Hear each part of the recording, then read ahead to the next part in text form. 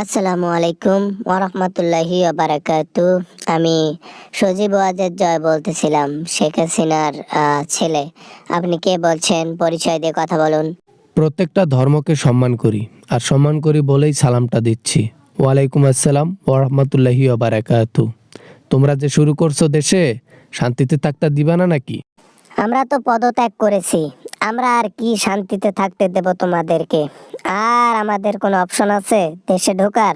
তাই অশান্তি আমরা করতেছি না, আপনারা আপনাদের মতো থাকুন।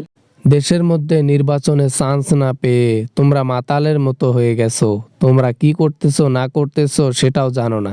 হ্যাঁ, সব জায়গায় এরকম মস্তানি চলে না। আরো দেখতে থাকো, আরো অনেক কিছু বাংলাদেশে ঘটবে। নির্বাচনের আগে লকডাউন চলবে, সমাবেশ চলবে, সবকিছু চলবে। আওয়ামী লীগের কর্মসূচি নতুন করে রানিং হতে চলছে।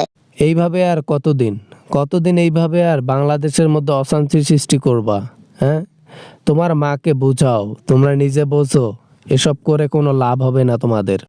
লাভের হিসাব আর এখন করি না। আমরা অশান্তিতে বসবাস করতেছি, জনগণকেও অশান্তিতে রাখবো, এটাই চাই।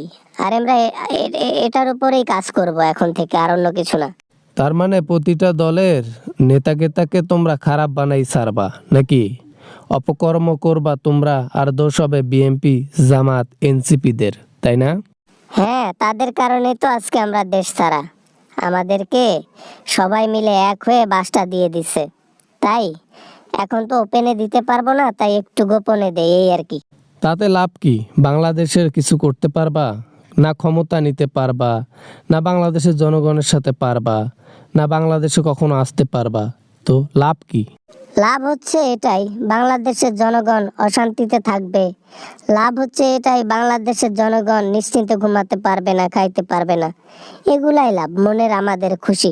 এগুলার কিন্তু হিসাব হবে, সব কিছুর হিসাব দিতে হবে। হ্যাঁ, উপরেরও হিসাব দিতে হবে, নিচে গিয়েও তোমাদেরকে হিসাব দিতে হবে। অপকর্ম না করে ভালো হয়ে যাও।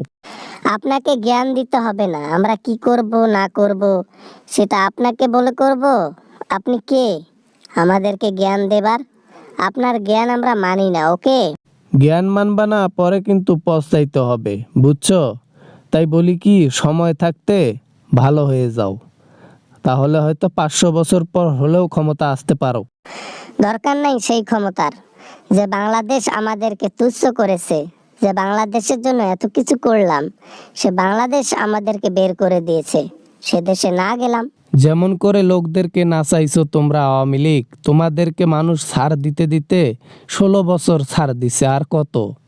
আর কত ধৈর্যের বাঁধ সবার ভেঙে গেছে। হ্যাঁ, বুঝলাম বুঝলাম। উন্নয়ন করেছি, লোকে মনে করছে উন্নয়নের পেছনে মনে হয় আমরা কত হাজার হাজার কোটি টাকা চুরি করছি। এদিকে তো নিজের পকেটের টাকা দিয়ে উন্নয়ন করছি, নিজের পকেটের টাকাও গেল, আর আমাদের পিছনে বাসও দিল জনগণ। নিজে কামাই করার মুরুদ নাই, আবার বড় বড় কথা বলে। জনগণের টাকা উন্নয়ন করে নিজের টাকায় উন্নয়নের জন্য দাবি করে। হ্যাঁ, আমার টাকায় আমার সেতু না। এবার না মানে, তোমার সাথে আমার মা পারে নাই, আমি তার সন্তান সজীব ওয়াজেদ জয়। তোমার সাথে পারবো কেমনে? প্রথম থেকেই দেখতেছি তোমরা আওয়ামী লীগের উপর লেগে পড়ে রেখেছো। কি করব? যেখানে আমরা অপকর্ম দেখি সেখানেই আমরা বাঘের মতো ঝাঁপিয়ে পড়ি, এটাই কাজ।